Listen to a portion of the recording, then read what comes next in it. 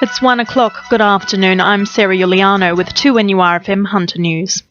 The state government is urging residents to provide feedback on the draft Hunter Regional Plan released today.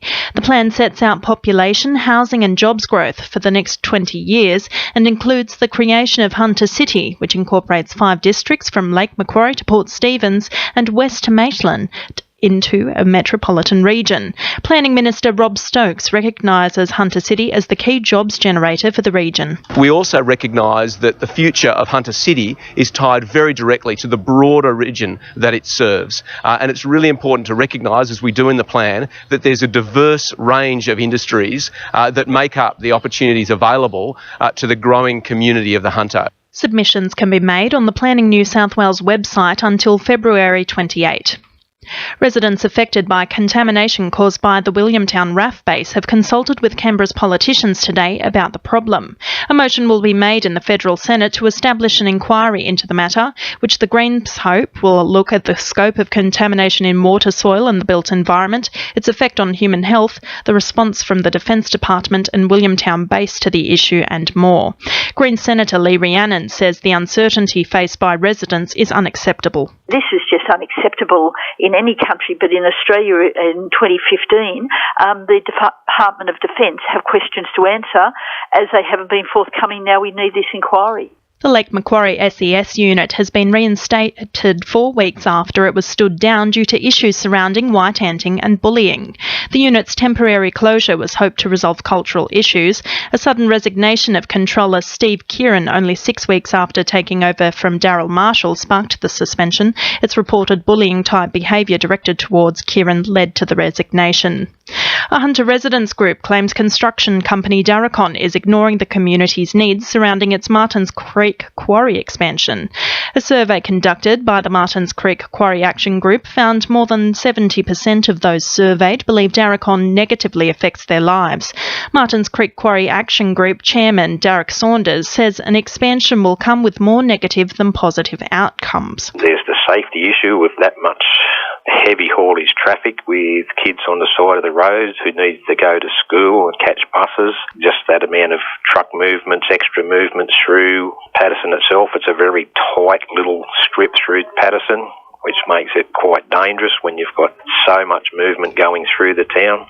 New South Wales Cancer Council will award the University of Newcastle a $4.4 million grant to investigate 2 areas of cancer research. One project will focus on a new form of patient-centred care across New South Wales treatment centres. The other will investigate which forms of community programs best reduce breast cancer risk factors. Hunter and Central Coast Cancer Council manager Shane Connell says more effective community programs benefit everyone. What we don't understand as well is what are the prevention programs that work best to ensure that the greatest number of people in the community can actually reduce their risk. It's going to provide us with fantastic evidence to look at making sure that those programs are most effective, and of course that will then more effectively use the money that's spent in those prevention programs. Newcastle City Council will put a swathe of arts measures into action over the next 4 years after voting on a new cultural plan for the city. The city's art gallery may have a director reinstated, with community consultation on the strategy seeing demand for the position after previous director Ron Ramsey was sacked in 2014. Councillor Michael Osborne says there are multiple ways council will liven up arts in Newcastle. Not only through its own assets, if you like, such as the art gallery or the museum or the library or the theatre, but also that we, as a council, present programs and attract audiences and generate income and so on, and bring people to the city. In finance, the All Ords is down 25 points at 52.52 and $1 Australian dollar is buying 72.6 US cents.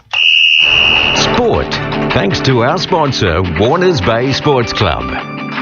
Merewether surfer Ryan Callanan is up against world champion Gabriel Medina for the 3rd time in his career this week. The 23-year-old has drawn with Medina in his round of 64 heat at the 10,000-point qualifying contest. Jets W League striker Riley Dobson is refusing to rule out a big return from injury on Sunday. Dobson was taken off the field in the draw with Adelaide with what she thought was a broken ankle, but has since been cleared of fracture and ligament damage. She says she'll play at my ear, but is keen to get back to the game. Newcastle will be relying heavily on filling cricket legends Pat Darwin and Luke Stewart for the country championship final over the weekend. The duo have a strong history and are preparing to go head-to-head with Southern ACT. And Nambit golfer Sam Sinclair is on her way to the Women's State Championships next year, with 2 Hunter titles under her belt this month alone. 2NURFM news time is 1:05.